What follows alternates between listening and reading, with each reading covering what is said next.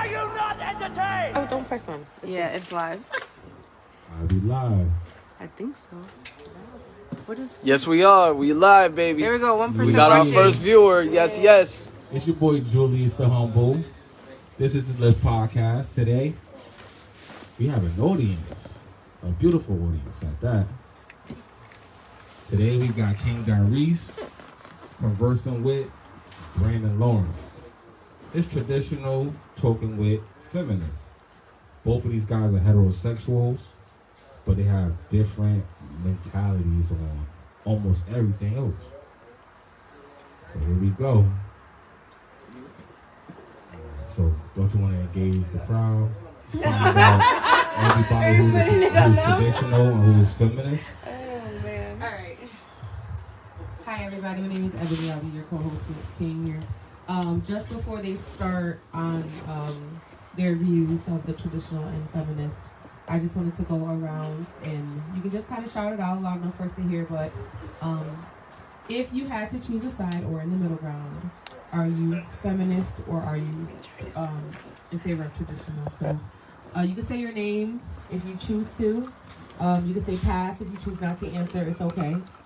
So let's start here. Just Okay, yeah, I'm a feminist.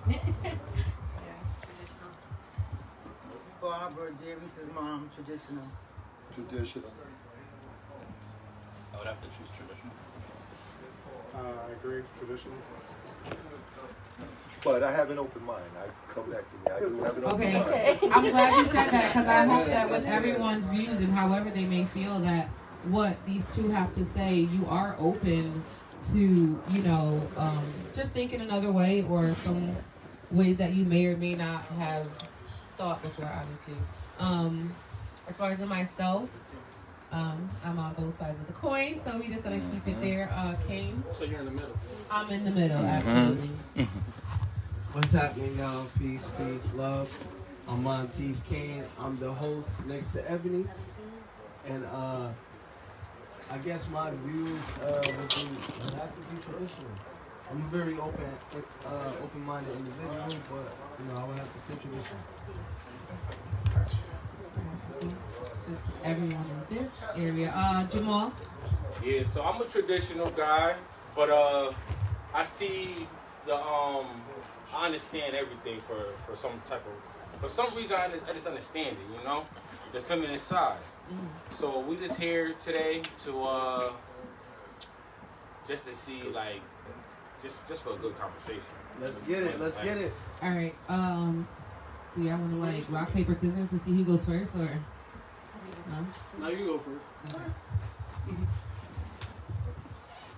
I guess first of all, I challenge everyone that you're probably feminist, even if you think you're traditional. Because being a feminist, all that means is you believe in the social and political equality of the genders. If you think, you know, men and women should be treated equally, that's pretty much what feminism is. Does anyone disagree with the social and political equality of the genders?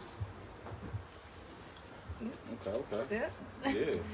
So what I understand is that a lot of people have what I understand to be a misconception of what feminism is. So there's a lot of baggage when it comes to the word feminism.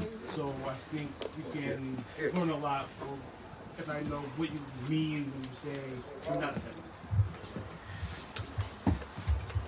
Go back to what you said when you first started. You said, believe it or not, everybody is feminist. I think probably. You say you probably will end up being feminist. What did you say after that? The equality part. I think that the definition of feminism is the social and everybody political, being equal. the social and political equality of the genders. And what was your question? Do you believe in the social and political equality of the genders? Yeah, I do believe in the social equality of the genders. Everybody should be treated equal.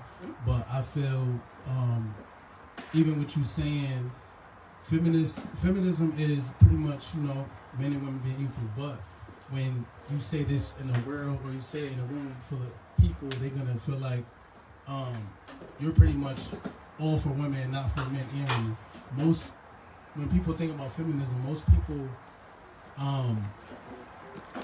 they are all for like women's rights and not men and women doing things together. You know, women getting more pay or wanting to be equal. But at the end of the day, we all know men and women are not equal on the natural side of things, like far as being men and women, men to lift up a car, women be like, oh no, I'm breaking down, different things like that, basic stuff. But women can have a baby, men can't have babies, but a man could populate the world. Women gotta wait 9 months or 10 months to have the kid. So it's different levels of equality when you're thinking about men and women.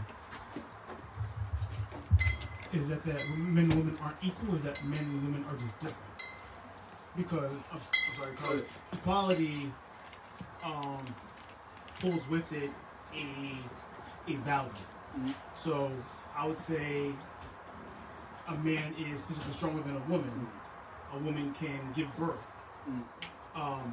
Who's to say lifting a car is different than giving birth? The woman would be stronger in that point. So it's not that. I agree with that. So it's not that can't have kids. It's not that they're not equal. Yeah. It's that they're different in their capacities. Yeah. That doesn't preclude that men and women are equal, just means that they're different. Mm-hmm. Right? Yeah, I agree with that. As far as what you just said, even with the having kids and that pain, right? A woman can go through that, but a man could never be in that position. Probably would die. Every man probably would die from having a kid, and we're not built for that. I feel like men and women are different, and some things we're built for, women aren't built for, and vice versa. Like far as even emotionally, women could take all kind of pain, they can have all kind of trauma, get beat up by their boyfriends their whole life, but a man with similar pain, as soon as like a woman do something to us, like her as far as going to be with another guy, like we hurt, we want to kill everybody. Women, not for nothing, they're used to a guy hurting them or whatever, and they could deal with it. Like a man can't deal with that type of pain. So I would agree to disagree on certain topics, but men and women are definitely like a man could hold more. They could go through more pain mentally than a woman. Like a woman would probably break before a man would on certain levels. I think you kind of contradicted yourself. You said women can take that mental abuse and men wouldn't be able to take that. When you say that men are mentally stronger than women? I said that if... Who, him? Either one. No, we probably don't need it. Yeah, I feel like the mic is... It's like the magic stick, like you can only talk anymore. So far as the what I said, as far as men taking certain pain, as far as in relationships, I'm not talking about like physical, but I feel like in relationships, a woman will go through way more, or deal with or put up with way more than a man would in like that type of situation. Now, when it comes to certain situations mentally, the man to me will be stronger than a woman. The woman will break down, will be more emotional about certain topics and certain situations when the man wouldn't. And a lot of times, even in relationships, a woman will be like, why don't you see things my way, or why don't you feel the way I feel? We deal with things differently. Like y'all would show how y'all feeling, or show on your face or your body language how you feeling, but we handle things internally, or we just used to dealing with whatever comes our way and just standing up, and you won't even know if something's wrong. You won't know if you contemplating suicide. You won't know anything that's going on with a man, but when you can look at a woman and tell something's wrong with him. But a man, you just be like, I just can't figure him out. I don't know what he's going through, and you just be lost. I'm talking about like in that situation, as far as you're dealing with certain things. Do you think that's a good thing? Do you think that's natural, or do you think that's the way we've been socialized? I feel like you said, do I think that's a good thing? That was your first question? Yeah, first thing is it a good thing? For what is a good thing? So is it a good thing for, specifically men, we're two men, so is it a good thing for us to have like a problem, and then not show any emotion about it and just hold it in and not deal with it in the way you say that a woman would. Like, you would describe a man going through that, and you think that's a good. No, I feel whatever you're going through, you're gonna stand up and get up and handle whatever you're going through. Face it head on. Like, if it's an issue, you're gonna deal with it. Right, so I'm not gonna, like, if I'm going through something, I'm not gonna be like, oh, I'm going through this, oh, I'm having these issues at home, whatever. That's stuff that women would do. Wait. So you think it is?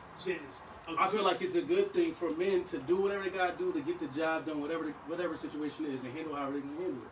Not go tell people what's going on with you. Handle however you're gonna handle it. If you can't handle it that way, then yeah, go tell somebody. Well, I do have a question, right? So I want to speak about gender. All right. Do you guys believe that it's okay to classify somebody as the gender that they feel that they are, as opposed to the gender that they are? So, yeah. All right, so you just jumped. You jumped. So I wanted to just be straight real quick. Let's go straight in. Straight into transgender people. Yeah. Okay. Yes. It is okay because there's a difference between sex and gender. All right. Sex is your XY chromosomes, right? You're born and you're a man or you're a woman. But personally, I've never gotten my chromosomes tested. I challenge anyone. Has anyone in this room having their chromosomes tested? I didn't feel the need to because I look in the mirror. I know what I am. I'm right. I mean, but but the thing is, you don't know. Like, what we know about the definitions of what a man is, we kind of just assume based on social presentation. I don't know your chromosomes, and I don't know what's in your pants, right? Right. There's very limited number of people in this world I'll ever see their genitals. I assume someone's a man or a woman based on how they look, but I can't see their chromosomes. I can't see their genitals. Based on how they look? Yeah, definitely. We make assumptions, right? Yeah, a lot of people they wrong nowadays with all the technology, but Is it nowadays all technology? Because makeup and clothing and long hair has existed for a long time. I'm talking about technology, like far as getting this done, that done, those different things. So now what's this done? What's that done? You know, getting your chin done, your nose, your cheekbones, Plastic surgery. Taking certain supplements or things to make your beard grow. You know, like I see all kind of women with hair right here, and like. And they got much snow. I ain't talking that's But your mistake for a man, though, right? Because if you see, some fit. But they just I ran into a female the other day. She was a big girl. She had the mustache. I thought it was a dude. You know what I'm saying? So it depends. The thing is, girls that you would call a naturally born girl, XX chromosome, some of them have higher levels of testosterone. They might have facial hair. Yeah. You might put a suit on her, and she might cut her hair short, and you might have a hard time determining whether or not that is a woman or a man. Some men have effeminate features, and some guys, you put a wig on them, put a dress on them, you might have to look twice. You don't think so? I challenge that. Maybe in Atlanta or something. Maybe you got a point. Like different places, and how the world is now, you definitely. You might be like, oh nah, you won't even try to talk to him because you know. You just not even. If you got to think about it, like nah, I'm fine. You don't sing with a kid. The thing is, because you're not stopping every person you stop. You walk by. Now you're busy. You just make assumptions. Yeah. You probably walk by a transgender person and not even know. Yeah, that's probably. And you're saying Atlanta because it would be more popular. But you never know. Is it not because it's more populated? No. It's more popular. That's what you said, right? I said populated, but populated and popular with transgenders and different men or women that may identify as a man or a woman out there. Why do you think more so than in like New Haven? Definitely. Atlanta. Definitely. Atlanta. Yeah, but what I'm saying, what I'm thinking, you're saying like a major city in a major city in a state that might be otherwise more conservative. Because you have Georgia, which is very conservative, and then you have a liberal black hub of Atlanta in Georgia. Yeah, Atlanta is the hub of everything. Of that. Women say what everything like. Everything Atlanta is is very the broad hub for homosexuals, lesbians, straight people, mostly black people, or African American, or whatever they want to be labeled as, down there. And that's what they're known for. And good food, nice nightlife, different things like that. That's what Atlanta's known for. Strip club. Anybody, any other cities that you associate with? Atlanta, New York. Definitely Los Angeles and all over, Sacramento, everywhere. So it's everywhere. The bigger places, it's probably like in Texas, but everybody know Atlanta for being the main place. I mean, that's not where when I associate DC too. When I associate, when I think of like a queer hub, like the queer capital of the world, I don't think of Atlanta. You think DC? No, San Francisco. San Francisco, like a big heavy location of the. Not very San Francisco. I never been there, but I know in history it was a very strong hub in the gay rights movement. And a lot of people, so everybody was like, leave for it. A long time ago. That was back in the day. Yeah, exactly. Yeah, we're talking about like 1960. And then it's spreading, yeah. It's over, yeah. Because before, even in a place like Atlanta, being gay, being transgender, that was like still a little iffy. San Francisco was the hub. Yeah, they said no, you can come out here. And this is okay. Okay. It was a safe haven. But now, more places feel like a safe haven. So, I guess one of the challenges that even though we associate these cities with people who are transgender, knew that. Yeah, but those people still exist everywhere else. No, they everywhere, but those are the main places. Those are the places they feel safe. Yeah. They feel safe to express themselves. Maybe about to say something. Yeah. What's up? So, as far as in like gender roles in the relationship, that pertains to maybe kind of segueing off of what you guys were just talking about. Hold on, before we get to that, I want to say something to what you said. Like you was like 1960, right? But even around that time in the 1960s, to be to like the same sex was seen as a mental disorder, and they would like put people in institutions because they felt that like something was wrong with you if you like the same sex. But that's it. But there's reason for that. It's because the United States is largely a Christian puritanical culture. That, and even in the sciences for a long time, the cultural assumptions that we make color the way we see the world. Even scientists aren't exempt from that. The reason why they saw it as a mental disorder is because being a cis-het person was considered the only way to be. And even being a gay person, yes, that is an abnormal, so is a mental disorder. Even a woman who expresses her opinion and is strong-minded is labeled hysterical and is put into an asylum. And over time, we learned that, okay, maybe these ideas are based off of socialization and actually don't have any basis in medicine, in psychology, in behavior, because now we see gay people, transgender people, women, all living fruitful, healthy lives, as long as they're not being unfairly targeted based off of policies of, putting a gay person in a mental institution, putting a woman in a mental institution, putting transgender people in a mental institution. Once they're giving that freedom, giving the space to be themselves, they're productive members of society just like us. I just wanted to add this really fast. What you was talking about, that was in the 1980s, if I'm not mistaken. And that was pertaining to the AIDS epidemic at the time, right? The HIV/AIDS epidemic, right? I remember that. Right. Well, not I'm saying yeah. that. That's what baby. ties all of that in. You know what I mean? So I think being queer has always been an undercurrent in the United States. Well, I was talking about as far as like the mental part of it.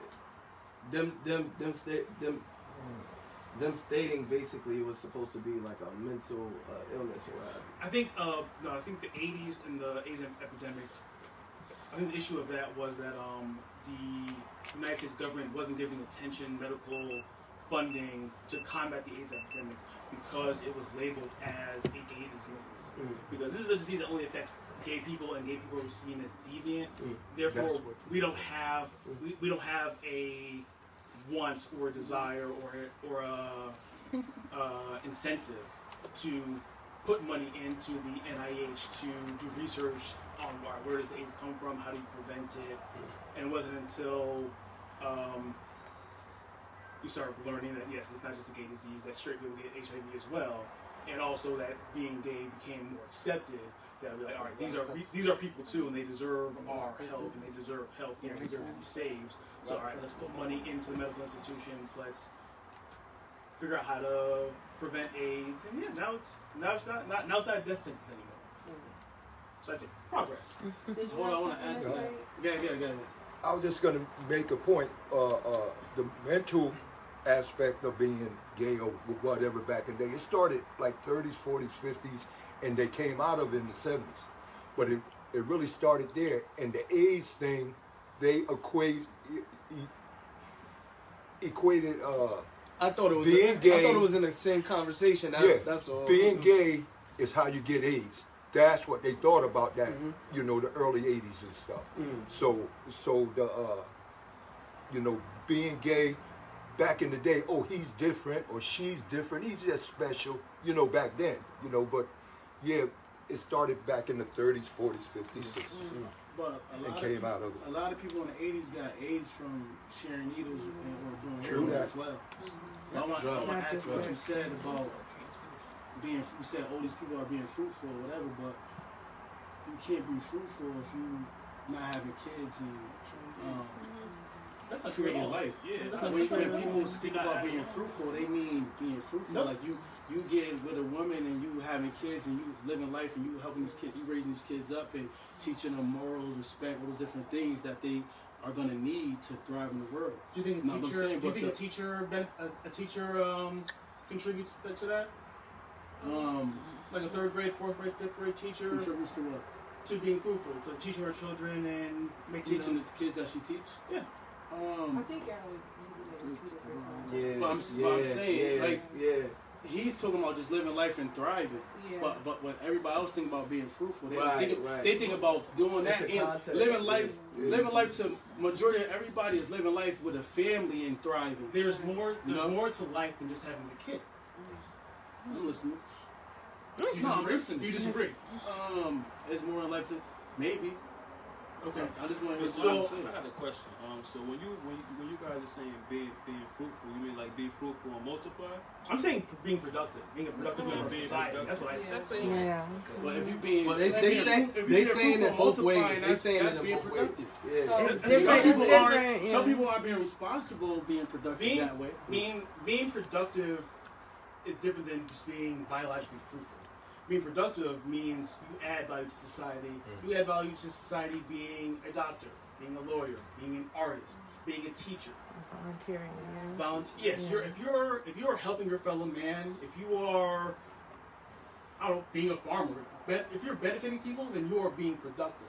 And making a child is just one way to be productive. But let me add this: if there is no children being created, how will life progress?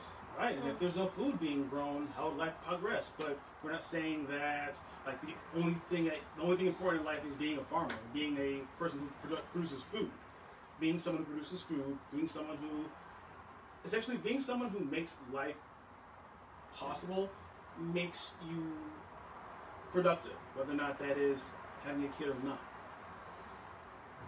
Purposeful. I would like to add on to that like you said, like, not everyone has to do the same role. We need, just like with the equality, like, men have different things, women are stronger at different things. Right. If we were all exactly the same, like, we have to be different to make the full picture. And that's the point, So If you want to have kids, that's fine, right? If I don't want to have kids, I can babysit your kids and you can go on a date with your wife. You know what I mean? Like, I have the time to do that. So we need everybody for the full picture. And that's why there shouldn't be a straight lace, like everyone has to do the same thing. Because then how would we really, benefit as a society? That makes sense, but I want to add to what you said. I'm not letting nobody babysit my kids that don't have kids. Why not? Why not? Yeah. Because I'm not. Why not? That's just how I feel. That's how I feel. What's the logic? Tell me the logic. I'm interested in the logic behind that. Because if you don't got kids, why you even want to watch my kids? Maybe I grew up with a lot of cousins. I ain't good enough. What if I ain't good enough?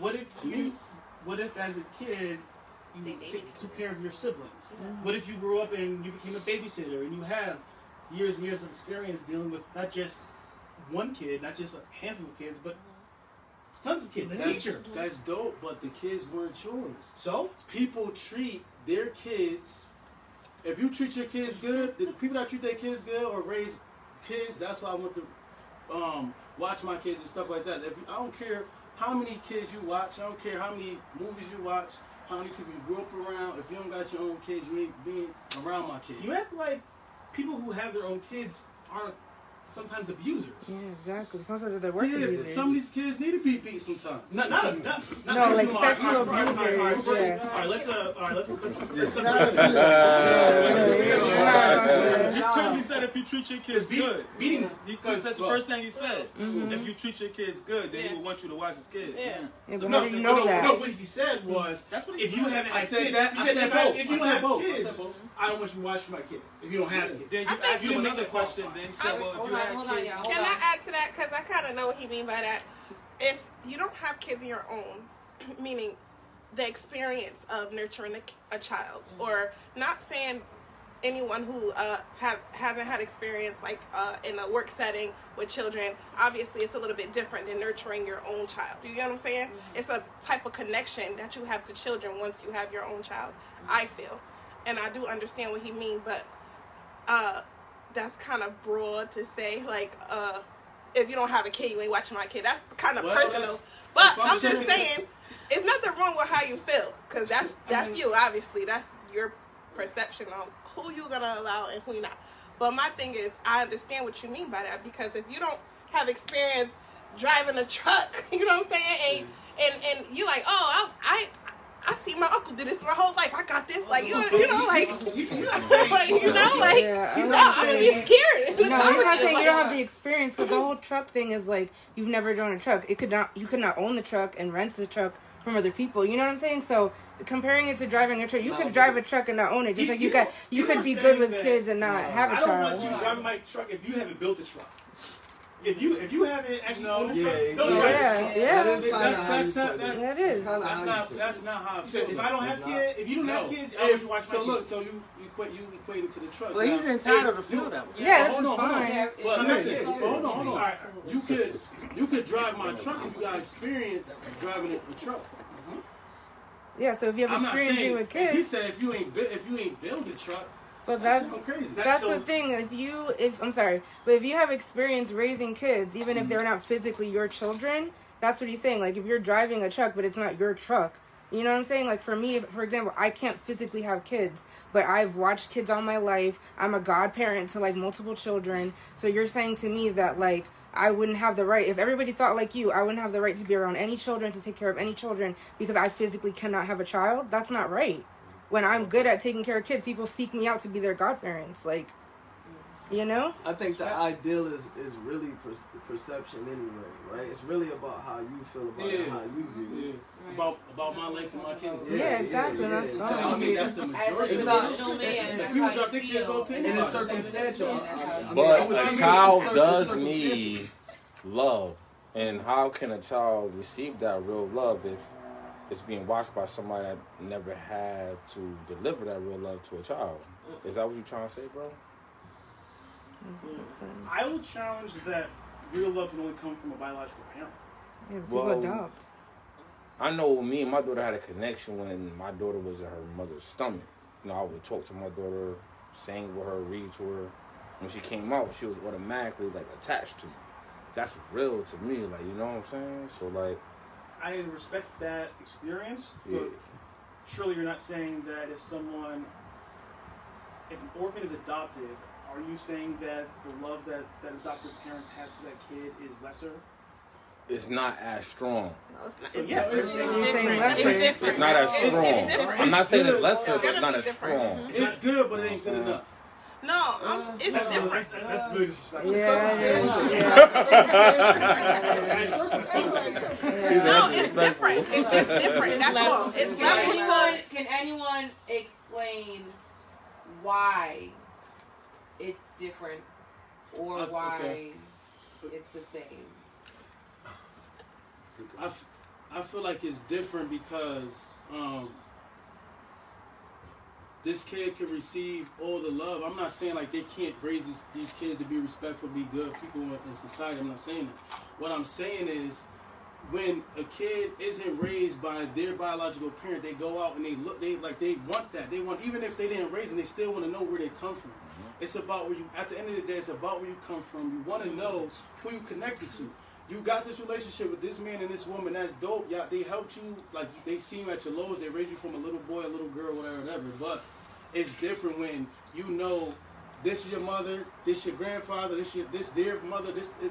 When you adopted all those different things, they still, you see Antoine Fisher, they still gonna go find, they still gonna go look for where they come from, and that's what I'm talking about. I'm not saying that they're not gonna be perfect for the child, but all children need a mother and a father, or they need somebody to raise them, because a lot of people don't have that. That's what I'm saying.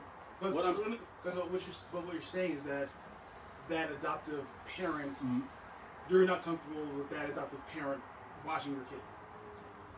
The adoptive parent won't be watching my kid. Yeah, so you think even though that won't be an option. So even though that kid does receive love, it does receive caring and protection, because they're not their biological kid, they're not qualified to watch your child. Nobody like that won't be watching my kid anyway. I'm not saying. Can I just add this for a second? What do you think about, when we talk about it in those terms, like what do you think about the abusive parents raising a child, neglectful parents raising a child, and not being able to produce the right things for the child and raise them the correct way? I mean, what do I think about them? Yeah, they should be put in jail. I mean, so neglecting the child is abusing the child. You should be put in jail. Somebody need to do something to you. So you equate it to the same type of thing, like. I mean, to like the adoptive parent? It's No, not the same. No, it's not the same. Actually, the abusive parent is because someone that he I would mean, let. me hearing you talking about it sounds so harsh. No, I know. It sounds so harsh. No, he said someone who takes care of their children. That's what he said first. Someone who's loving and caring for their own children. Those are the people that he would allow to watch theirs. Not saying just being a parent alone. That's not enough. Being a nurturer, being a great person, being a great parent. Those are the people that he specifically for his children would allow to watch his kids. Right. It's a personal thing. Yeah, his qualifier was someone who hasn't had kids won't watch. Even if that person is a nurturing, loving parent. If they hadn't had the biological children, then they're not qualified. They're in the same category as the abusive parent that you wouldn't let watch your kids. I mean, once you want somebody to take care of a child like that, you know what I mean? Like somebody that's. I don't think there's anything wrong with that. It's a personal thing. It's like a personal preference. Yeah, It's like if you said you like light-skinned women, Right. you know, if you said you like light-skinned women and you don't like dark-skinned women, and I said, oh, like, what the hell is wrong with you? You don't like dark-skinned women? Your preference is a light-skinned woman, and there's nothing wrong with that. Even though people see her as colorist or whatever, that's his personal purpose to allow someone who has a child to watch his kids. He's not taking away from anybody that doesn't have children. And I think that I respect someone's own personal ideas, but on a platform where we're like debating, I think it's open for criticism. No, Yeah, it is. But I'm just clarifying it so that we can be on the same page. I want to add to what you said. I want to add to what you said. Like, Because you like brought up teachers and all those people, all those different people. Like this is their profession. This is what they do. So they got experience in doing what you said. So I wouldn't be like, oh.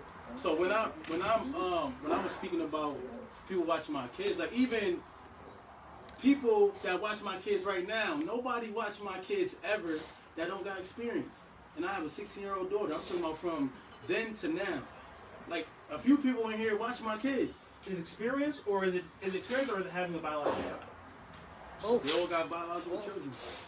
So every teacher that your kids have had biological children. I don't know that. But you would prefer it to be that way. Yeah. But you can't control that. No, you can't. Some things are under your control. So that's why I said I agree to what he said about the teachers and stuff like that because. But you are willing to accept the possibility that your kids are being watched and cared for by, people who don't have children. At school, yes. At school. Okay, just not in your house. Yeah. I think that's important. That's why I agree with you. I like that qualification because the way you were saying it before, sometimes I might come off harsh. Yeah, it seemed like nobody could get near your kid if they don't have a kid, and that's extreme. Yeah. It's not that extreme. It's definitely extreme, but it's not that extreme. Jamal. But let's go back to it because that actually ties into the idea that you don't have to be biologically fruitful to be socially fruitful. Oh yeah. No, I agree with that too. And that's like it makes sense. If it makes sense, it makes sense. It's not right, and that's the space for gay people and even like infertile people, people who are transgender, people who aren't going to have biological children, but are, like I said, productive members of society. They make our world better. They make life easier for us. All productive people. Yeah. Yeah, regardless of their sexuality, regardless of their gender identity. I have a question. Thank you. I was going to ask if anyone had any questions right now. So how do you guys feel about society today? I would say like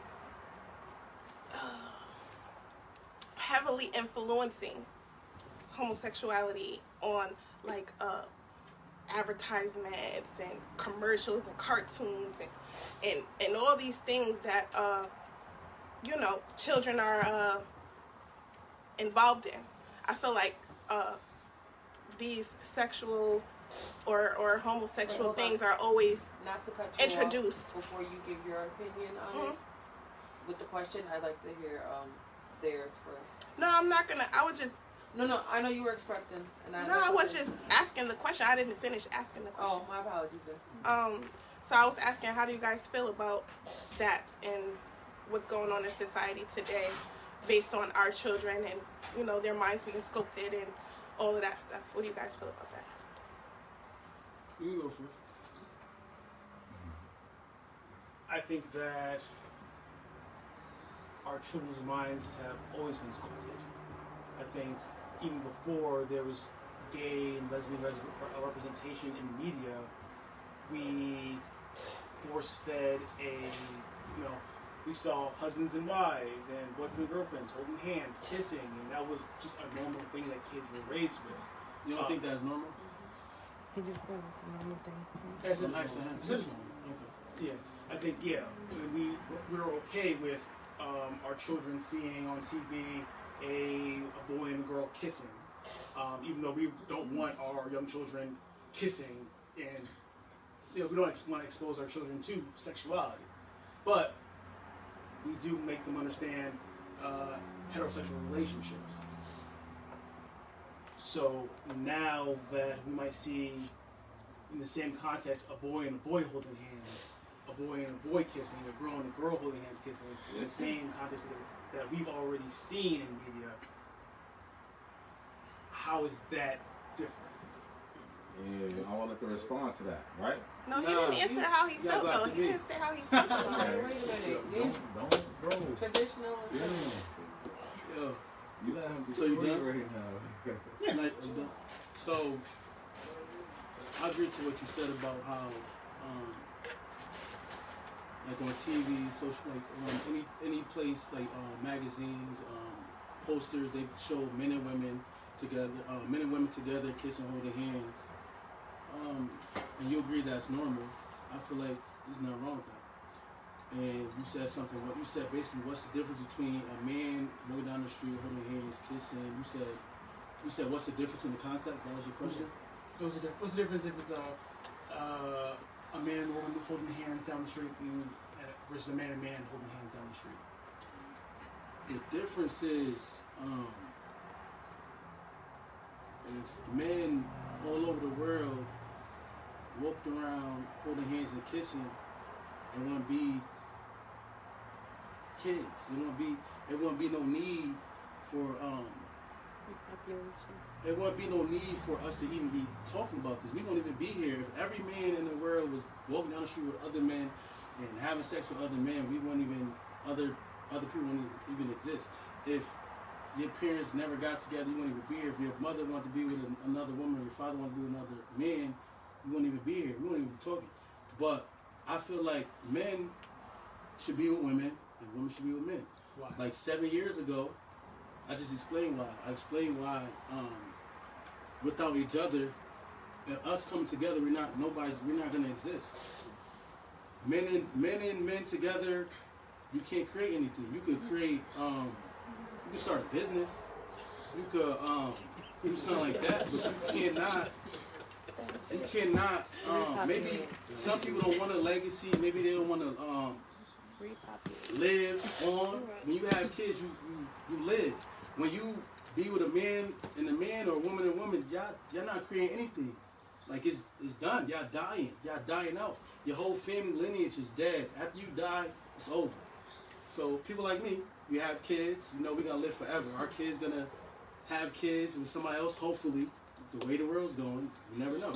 But it's a possibility that they might not have kids. But I would want my kids to have kids because that's how we live forever. If our forefathers, foremothers, whatever, never got together, we wouldn't even be here. Imagine if they were lesbians or homosexuals. We wouldn't be here. So, and that's being productive. I don't care how I got here. I'm here, and I'm happy to be here. And if they felt other ways, we wouldn't be here. So, I feel like life is about men and women being together and creating things that'll live forever. So I feel. So I think you are hyper focusing on one aspect of life. I'm listening. I'm open. So it's like saying.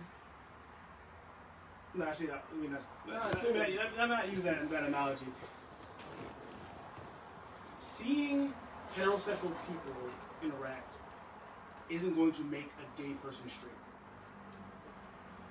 Someone who's born gay isn't watching the Brady Bunch and saying, "Oh, that's how I should live," and they're turned straight. That's not how that works.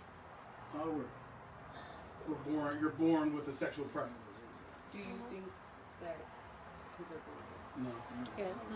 Yes. I feel they can be. I'm not saying that some aren't born gay, but I don't feel like that's like the primary way that they are born. I feel like anything could have happened in your life to turn you whatever way. It appears that a lot of people in this room have different opinions. Yes. I want to That's get good. That's dope. That's dope. So, how do you feel?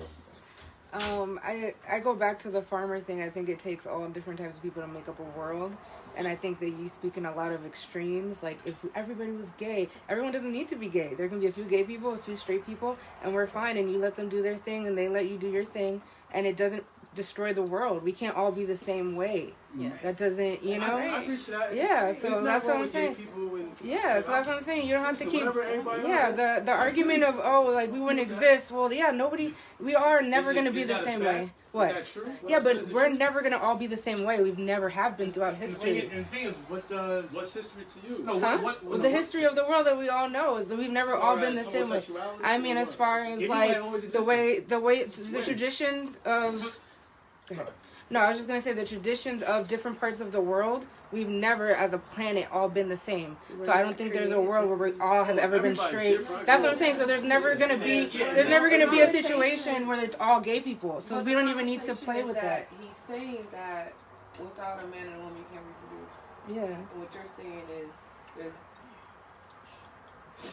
everybody is different, and it takes everybody different to create and be, here. However, bottom line is, without a man and a woman, you cannot create life. Yeah, but what does gay people have to do with? They're not taken away. No, the whole thing was. I think he made a point about why are we seeing so much gay stuff in social media. Right. Economics. That makes sense, right? Yeah, LBGQ, they spend a lot of money, so why not show them? Exactly. You know, they get together, say, let's get them insurance, let's get them cars, let's show them hugging, they got the baby. Yeah, it's not because they care about gay people, they just want to sell things. Yeah, it's only economics. Yeah. That's the only reason we're seeing it so prevalent today. And I guess I'd argue that money. It's not a threat to heterosexuality. No, we know no, that. I'm not. But it's about the money. You said that it could influence. But you're saying that we shouldn't see a kid shouldn't see a man and man holding hands because if everyone's gay, the world doesn't work. Because in kids, I'm saying I don't want my kids seeing that. I told my daughter and my two nieces like 7 years ago, a man belonged with a woman and a woman belonged with a man. They didn't even know what I was talking about probably, but I told them early because I know how the world is. I know the world manipulates everybody to thinking this is okay. Like So, when certain, I feel like it's not. So, a personal experience, right? My son, he's only 7. He just turned 7 today, by the way.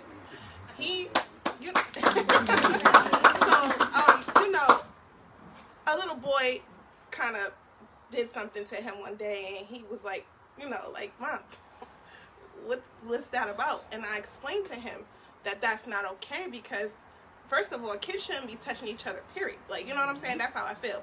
Not a girl and a boy right now, and not a boy and a boy, not a girl and a girl. No kid should be mingling with each other at all on a sexual level at this age. So I explained that to him, but then I also had to go further and explain to him that boys and boys are not supposed to be together. So, what he did to you was wrong.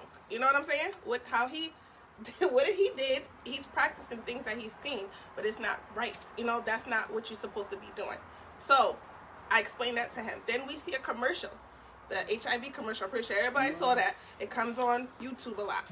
And they're overly killing the imagery of homosexuality. You know what I'm saying? I'm not saying you can't show it because it's prevalent in the world today, but I feel like they are drowning the kids with it. Like, you know what I'm saying? Like, whereas they shouldn't be drowning them with it sexual anything, or man on man, woman on woman, nothing. I feel like kids should still have that innocence. So in school, you know what I'm saying? That's the question. In school, should it be taught? When you're exposed to one thing for so long, any deviancy from it feels like an infringement. When the shows that we watched when we were like I grew up in like the 90s, and there was pretty much all just heterosexual relationships, even in kid shows. So that for me became the norm. Gay people existed, but they didn't see themselves. So now when there's one instance of a gay couple, that feels like an attack. It don't be it's one. not one. It's a lot. It's a lot. It's our because this happens. It's in a lot of this isn't cartoons. new. Everything on TV is everything. In the 90s, we were having the same conversation about Sesame Street. And people were up in arms about Bert and Ernie. People were up in arms in 2000 about SpongeBob and Patrick. They were saying homosexuality is they're indoctrinating our kids because of Bert and Ernie and But SpongeBob. we didn't look at them like that. As a kid growing up at the same time Exactly. watching it, I didn't look at it like that. Exactly. I didn't even know that. That's some perverted adults trying to talk that into the kids. So the adults watched an innocuous presentation and thought that, oh my goodness, my children are in danger. In the same way, we see Steven Universe and thinking that our children are in danger when it's the exact same thing.